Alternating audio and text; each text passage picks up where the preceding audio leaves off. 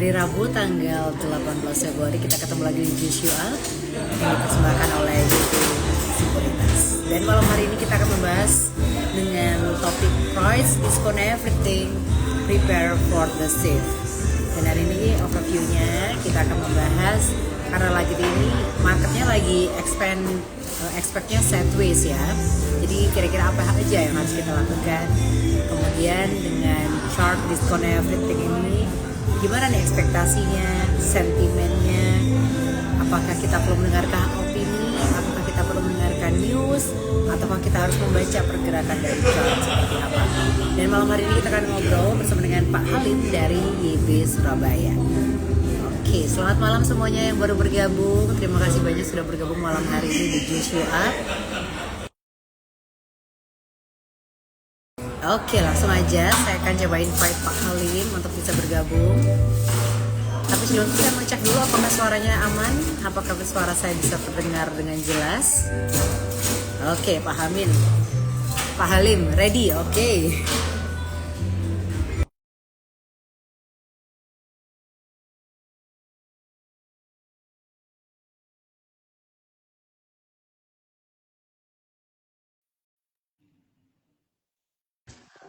Selamat Oke, malam.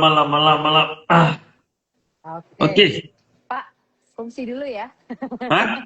Kongsi lagi. Vivian Coiler. Oke, Pak, ini malam hari ini sudah merayakan Chinese New Year. Biasanya kalau Chinese New Year identik sama merah-merah. Tapi apakah market kita juga lagi merah-merah? Ataukah sudah bergerak ke arah hijau? marketnya lagi bagus sih. So far so good lah ya. Masih belum totally safe, tapi sudah mulai aman lah. Sudah mulai bergerak ke atas lah gitu. Oke, jadi merahnya tuh mengandung makna kemenangan yang baru ya? Iya, boleh dibilang begitulah. Merahnya merah duit, bau-bau duit marketnya. Merah-merah duit. Oke, Pak, ini kan banyak orang yang masih nunggu untuk news bagus baru berani masuk ke market gitu ya. Tapi ada juga nih konsep price discount everything. Jadi sebenarnya makna dari konsep ini sendiri itu apa tuh, Pak? Gini, maksudnya apa yang terlihat di chart itu sudah mewakili semua informasi yang beredar di masyarakat. Jadi di saat yang volatile gini daripada kita cari-cari berita ya kalau chartnya sudah confirm ya udah jalan terus aja gitu. Nggak usah cari-cari berita lagi. Kan gerakannya cepat banget nih. Gerakan market kan sangat cepat. Kita kan nggak mungkin ngikutin berita satu-satu. Pada saat berita itu keluar pasti sudah ada orang lain yang tahu. Sudah banyak orang lain yang tahu. Nah, daripada kita sibuk cari berita, supaya gerakan kita bisa lebih cepat ya pakai technical analysis saja, pakai chart sudah cukup. Gitu. Oke, jadi cukup dengan baca chartnya aja kita bisa tahu Iya, langkah apa yang akan kita ambil gitu ya. tepat sekali gitu. Nah, tapi kalau sekarang ini kan market lagi menunggu atau expect untuk sideways gitu ya. Nah, apakah ini artinya sudah aman atau justru fase yang paling sering menjebak para trader dan juga para investor, Pak? Nah, di sini nih gunanya chart discount everything. Kan market habis bearish kan, berita silih berganti keluar, kita bingung. Sebentar MSCI, sebentar FTSE, sebentar Moody, sebentar ada bantahan sana, bantahan sini, terus ini ditambah waste to energy.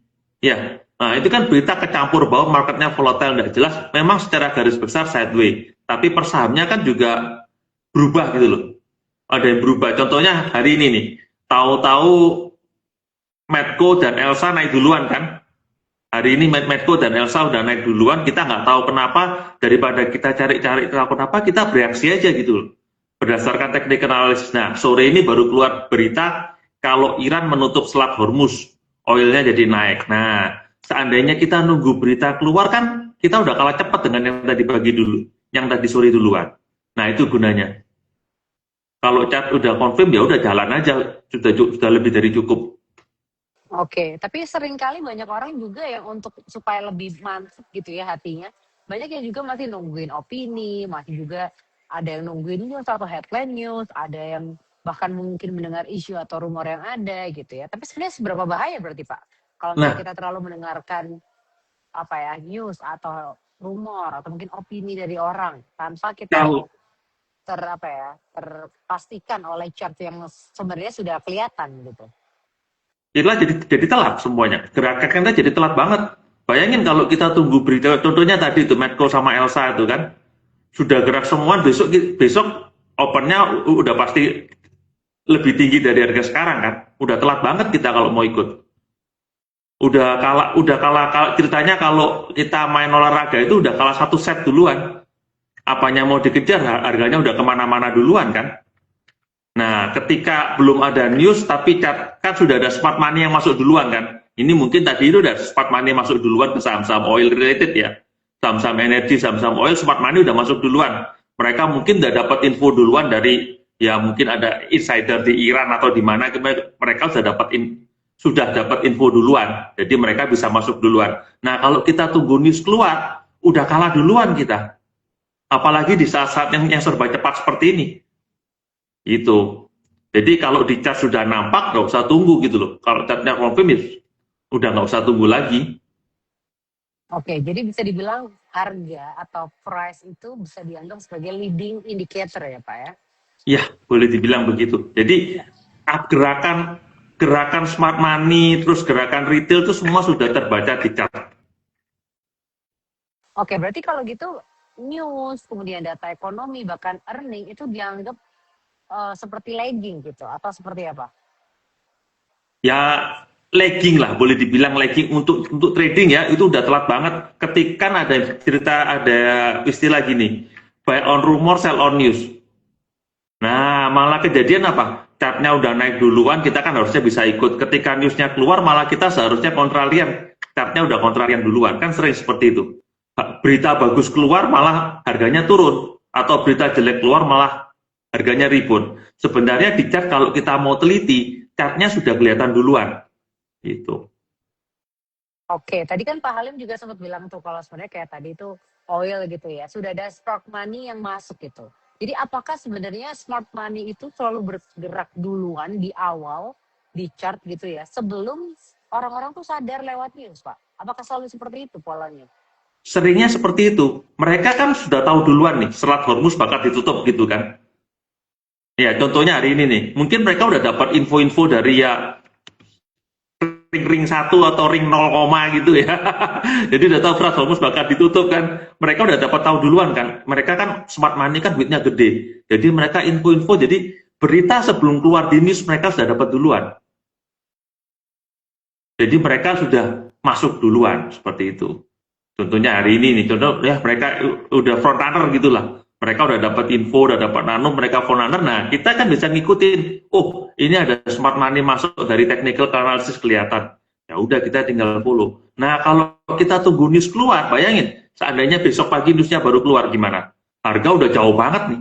Udah 15% duluan, mereka profit taking, kita yang kena nanti. Kalau kita baru masuk. Oke, tapi biasanya ya Pak, kalau misalnya kita sudah membaca chart seperti yang tadi Pak Halim bilang bahwa dengan membaca chart kita tahu ada stock atau smart market yang masuk ke sana dulu. Tapi kadang-kadang masih kayak bener nggak ya gitu. Atau apakah udah langsung maju aja atau tunggu konfirmasi atau gimana ya Pak? Ya, everything is a probability ya. Kalau probabilitasnya cocok ya udah, kalau ternyata salah ya tinggal out lagi gitu loh. Tapi seenggak-enggaknya kita udah punya sistem duluan. Dari chart itu kan ada sistem yang harus, kalau chartnya seperti ini antisipasinya bagaimana kan kita udah dapat duluan. Memang nggak 100% benar, tapi setidak-tidaknya kita nggak ketinggalan. Chance kita jauh lebih besar kalau kita udah menganggap chart itu discount everything daripada kita tungguin news. Seperti itu. Oke, ada contoh yang lain nggak Pak? Kalau mungkin tadi contohnya tentang hari ini gitu ya. Contohnya kalau awal bulan ini yang MSCI itu, ingat nggak yang MSCI itu? Nah, itu beberapa hari sebelum yang MSCI yang kita mau di downgrade, kita di suspend ya, suspend dengan ancaman downgrade itu kan. Itu beberapa hari sebelum itu, saham-saham konglomerat kan sudah turun duluan. Sudah ada outflow duluan. Nah, itu contohnya. Coba kita disiplin dengan chart segala macam, tentunya kita kan nggak akan kena turunan yang tajam itu. Gitu gunanya. Jadi dari situ kan kelihatan, sudah ada mulai beberapa hari saham BCA didam terus, atau saham konglomerat didam terus sebelum kejadian kita kena MSCI itu. Terus berita MSCI, nah kalau kita tunggu berita MSCI confirm, kita udah kalah duluan. Oke, gitu. Jadi sebenarnya harus belajar peka juga gitu ya, melihat chartnya dan berani melangkah juga gitu ya Pak ya? Ya, disiplin.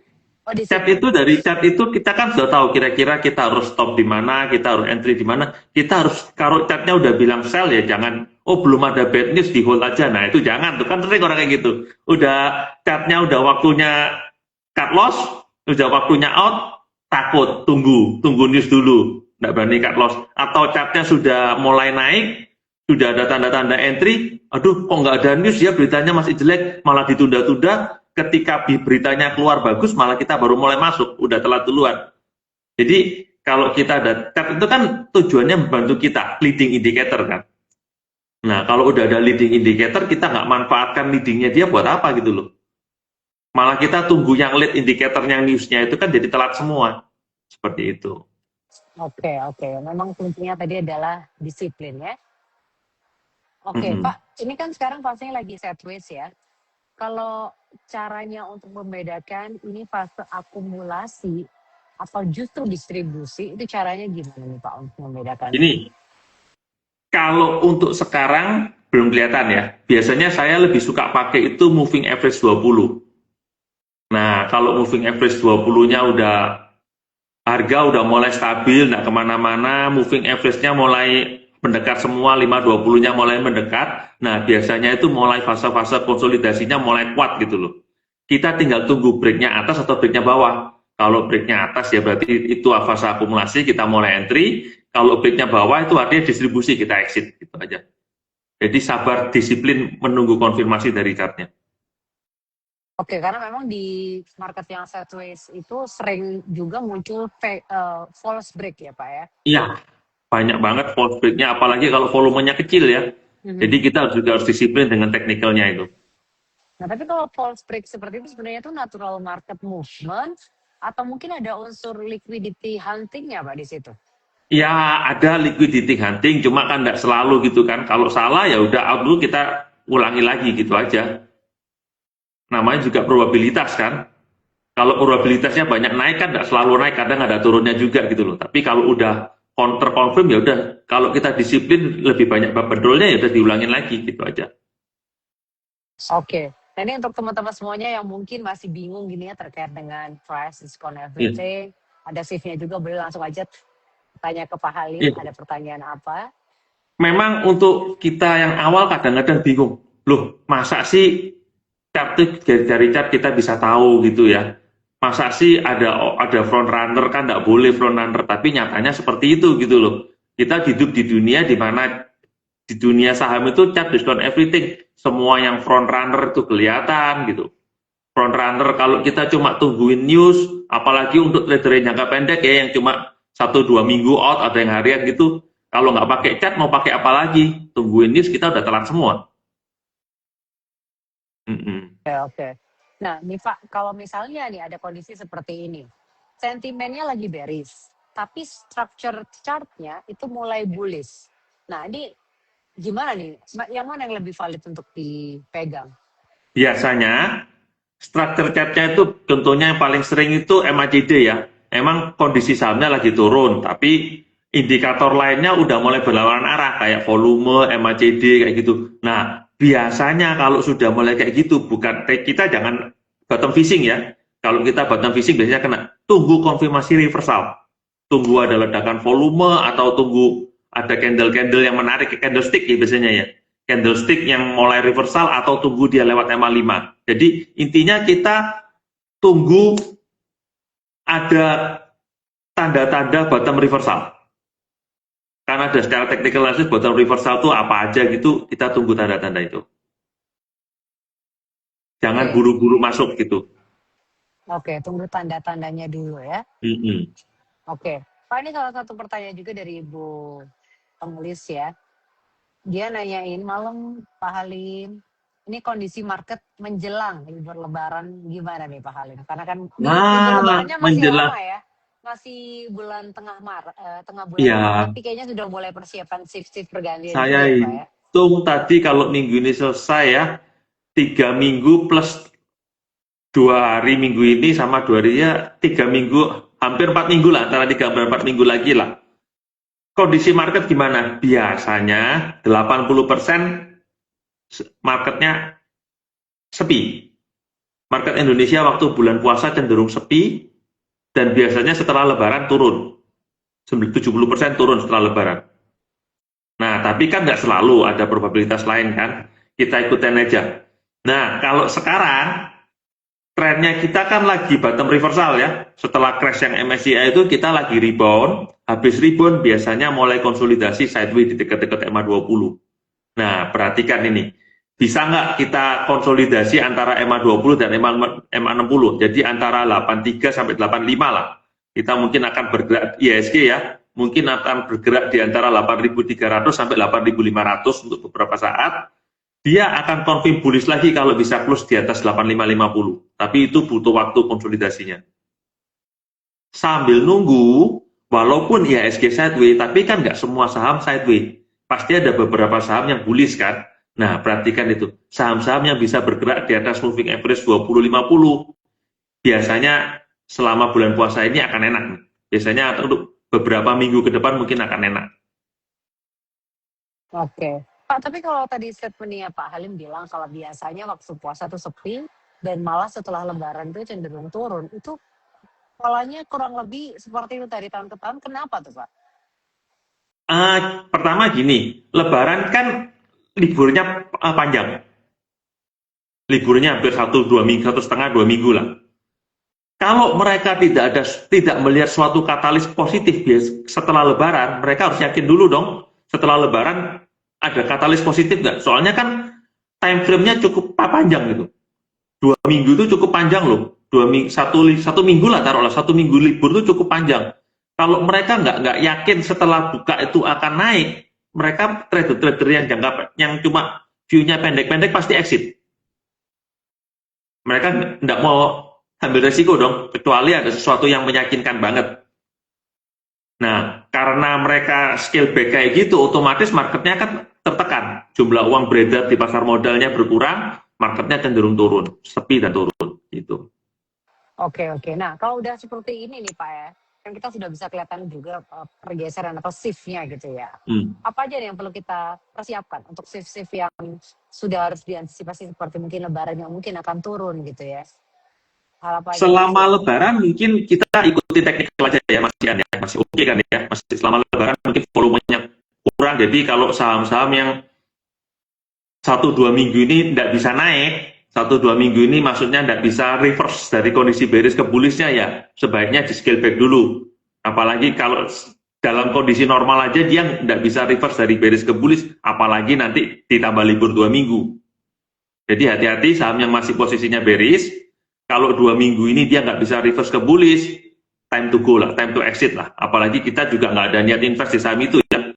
Ini yang saya temuin di Bandung ini rata-rata orang-orang yang tiap hari, orang-orang bingung nih sahamnya di hold atau enggak. Saya cuma tanya, kamu masuknya invest atau trading?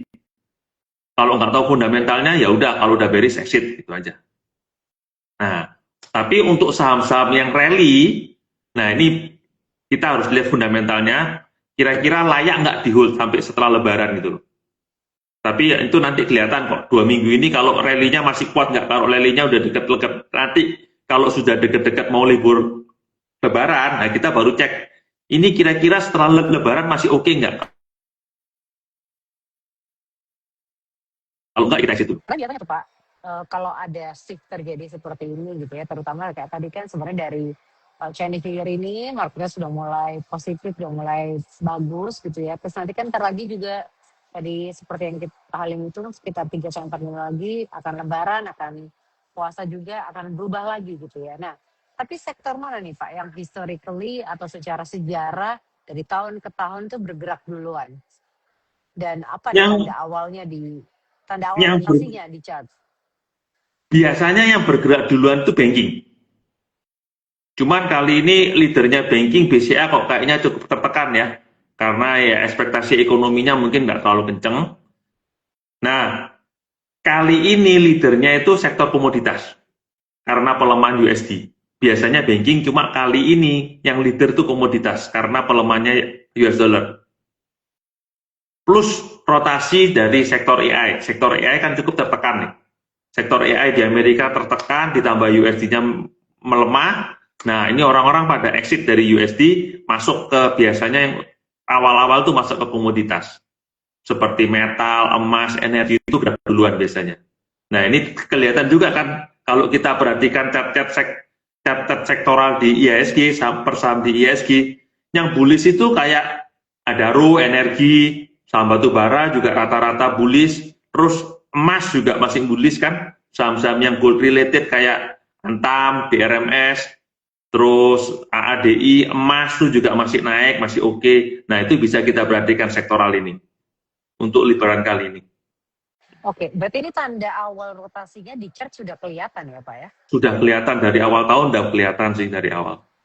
Oke. Nah, seperti tema kita kali ini, daripada kita nunggu, ini kan sekarang baru dari awal tahun kan kita udah kelihatan komoditas naik. Waktu itu orang-orang masih bingung, ini kenapa naik ini? Nah, kalau kita fokus di chartnya kan kita sudah bingung. Udah tahu ini naik karena ini. Sekarang dijelasin dengan sendirinya kan. Oke. Berarti kalau kayak gini ada strategi risk management yang bisa kita ambil juga gitu ya.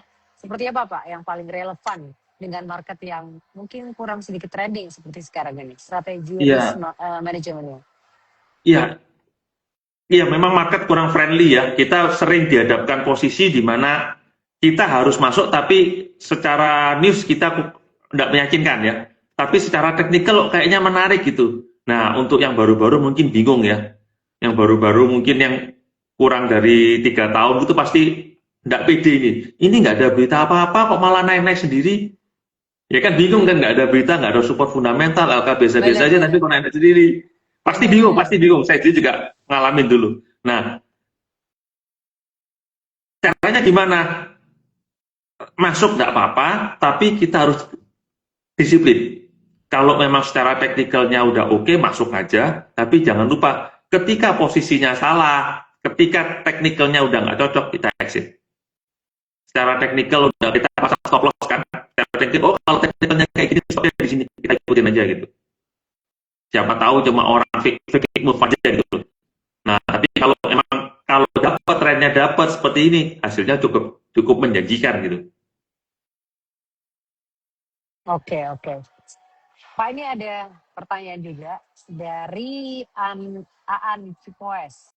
Pak, lihat cara teknikal untuk saham yang di akun dan akan naiknya seperti apa ya? Ada cara teknikalnya nggak Pak? Tadi kan dijelasin tuh, waktu sideways itu tadi kan kita udah jelasin waktu sideways, biasanya moving average-nya mulai rapat. Moving average 5 dan 20-nya mulai mendekat, itu artinya saham itu sedang konsolidasi. Kalau fokus Bollingernya mengecil, itu sahamnya sudah konsolidasi, sideways kan biasanya. Kan orang bilang sideways, ada yang bilang tight consolidation, segala macam. Pokok intinya, saham itu bergerak flat cukup lama.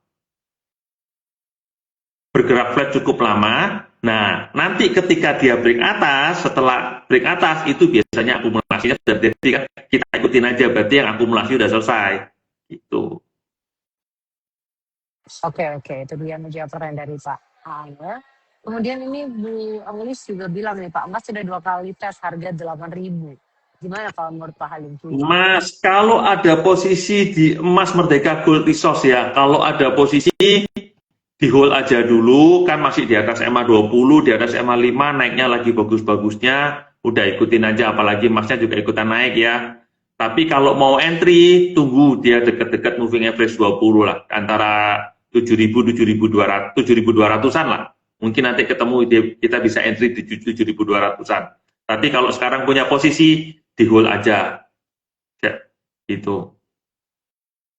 Masih enak nih naiknya, masih pelan-pelan, santai. Nggak buru-buru. Oke. Ini Wealth Barista, diskusinya tolong di-save biar bisa ditonton ulang. Ya, nanti untuk IG Live ini akan saya save teman-teman, jadi bisa lihat kalau mungkin tadi gabungnya baru di tengah-tengah atau mungkin belum sempat lihat, nanti bisa dilihat, ditonton ulang. Kita akan save rerun-nya ya. Kemudian ini ada pertanyaan dari Dio Brasmata. Kok gimana ya kok? Karena ada info akuisisi tadi arah 25%. Nah, ini contoh ini. Contoh, saya nggak tahu apa-apa, saya nggak tahu ada berita akuisisi, tapi tadi siang tahu-tahu akan ada rebound, volume oke, secara teknikal entry, ya udah entry gitu aja loh. Baru setelah entry kita masuk, Setelah entry kita masuk, padahal kan nggak tahu apa-apa kan kita kan. Ya udah masuk. Nah ini baru tahu-tahu saya juga setelah baca ini, oh ada info mau akuisisi gitu. Nah, sebelum info itu keluar, harga sudah bergerak duluan kan. Ini contohnya tadi diskon everything. Sebelum info itu keluar, harganya sudah gerak duluan. Kalau kita tunggu info, kita baru kejar kan telat. Besok udah cap up. Nah, karena kita udah bisa lihat chart gini, chartnya, oh ini mulai rebound bagus, ya udah kita ikutin. Besok orang-orang yang baru ngikutin berita masuk, kita keluar gitu aja. Ini salah satu contoh nih.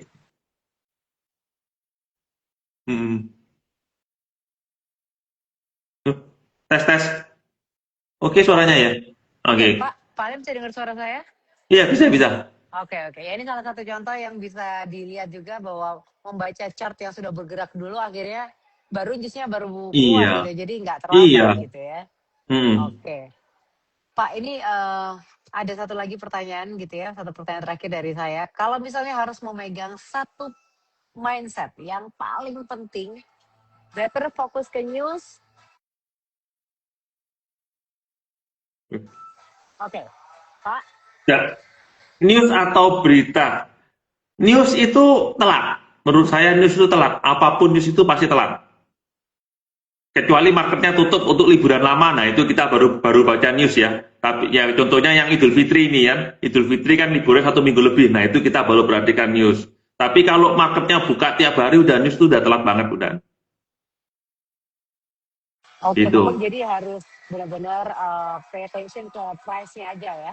Iya, ke price. Kalau untuk trading fokus ke price action, kecuali kita mau invest jangka panjang ya, yaitu laporan keuangan juga harus kita perhatikan juga. Oke, tapi memang kadang-kadang kalau boleh jujur tuh antara news, antara opini, sama antara harga tuh agak-agak apa ya, kadang-kadang bikin bingung gitu ya. Bikin bingung, iya. Saya kadang-kadang, makanya saya ke topik ini gini, saya di saat-saat seperti ini, saat-saat seperti sekarang ini kan habis crash gede kan, berita simpang simpul keluar banyak banget, wah ini kok banyak, semakin lama kok banyak nasabah yang bingung gitu loh. Ini harusnya ngapain keluar berita ini, ngapain, katanya ini gini. Nah, daripada susah-susah seperti itu malah bikin bingung, kenapa nggak lihat teknikal aja? Jauh lebih simpel gitu. Daripada kita maksain ngikutin news yang sudah jelas-jelas ketinggalan, kenapa kita nggak pure teknikal aja gitu? Untuk ngelewatin ini aja, ngelewatin di saat volatile banget dan gerakan cepat gini ya pakai teknikal aja cukup sih. Oke. Kalau mungkin setelah membaca chart, melihat teknikalnya masih kurang yakin, langsung bisa konsultasi ke Pak Halim kayaknya. Iya, kurang lebih begitu. Tinggal tanya aja gitu. Dan biasanya udah cukup jelas kok. Yang susah itu kita terima kenyataan kalau di chart itu sudah lengkap semua gitu. Sudah 90% lah terrefleksi. Kadang-kadang tuh ya, apalagi kalau mungkin tadi Pak Halim bilang ya, terutama yang baru main saham gitu ya, kayak belum percaya diri gitu loh Pak. Setelah membaca teknikal, setelah membaca chart segala macam, masih belum percaya diri untuk disiplin atau mengambil sebuah keputusan gitu. Kalau belum ada afirmasi dari pihak lain gitu. Iya, emang kayak gitu sih, awal-awal juga kayak gitu. Masa sih dari gini aja orang bisa tahu? Pertanyaannya sekali gitu. Masa sih cuma candle gini aja orang bisa tahu chartnya gimana gitu? Gerakannya bakal gimana? Tapi ya kenyataannya seperti itu gitu. Dari candlestick, dari chart gitu aja orang-orang biasanya udah tahu gitu. Ini ya enggak tahu 100% ya. Udah tahu ini kira-kira bakal naik, berapa persen kemungkinan naik, berapa persen kemungkinan turunnya udah tahu gitu. Oke, jadi summary untuk discussion kita malam hari ini, price discount everything, prepare for the shift, itu intinya adalah kita harus bisa membaca chart, karena memang pergerakan chart itu justru lebih awal dibanding news atau mungkin opini dari orang lain. Jadi jangan sampai kita ketinggalan, baca aja dulu pergerakan chartnya, dan juga perlu dilihat bahwa price itu adalah leading indicator. Oke, oh nih ada yang nanya Pak, saat akan ada HK, akhirnya volume di time frame 1 menit tinggi pol.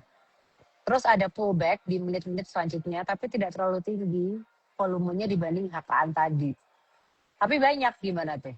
Ini pertanyaan dari Cio. Ini pasti ngomongnya chart intraday ya. Kalau untuk BEI ada baiknya jangan terlalu chart yang menit-menit kecil jangan terlalu diperhatikan. Kenapa? Biasanya malah sering bikin bingung. Cukup perhatiin volume per lantainya aja. Ini kan sebentar saya baca lagi ya Pak, mau tanya kalau di time frame 1 menit tinggi fall, namun ada pullback di menit-menit selanjutnya. Nah, itu sering banget di BI kan market maker-nya kan enggak kerja tiap menit ya. Market maker-nya waktu kerja dia kencang banget, tahu-tahu terus dibiarin gitu, konsol seharian gitu. Nah, saran saya kalau untuk harian jangan pakai candlestick yang time frame 1 menit 15 menit. Pakailah volume dan. Itu jauh lebih gampang. Volume dan rata-rata harga rata-rata harian. VWAP, volume weighted average. Nah, cari rata-rata harian di mana, jadikan itu seperti kalau kita lihat kan MA20, VWAP itu kalau di daily MA20 kan. Kalau di daily itu kita seringnya pakai MA20. Nah, kalau di intraday, VWAP itu anggap sebagaimana kita treat MA20 di daily. Jadi itu jadikan sebagai support. Kalau harga di bawah VWAP biasanya jelek. Harga di atas VWAP bagus. Oke, itu dia menjawab pertanyaan dari Cio. Kemudian ini juga ada pertanyaan dari Suryan siapa? Pak Halim, untuk Porto apakah masih bisa baikkah dari harga yang sekarang?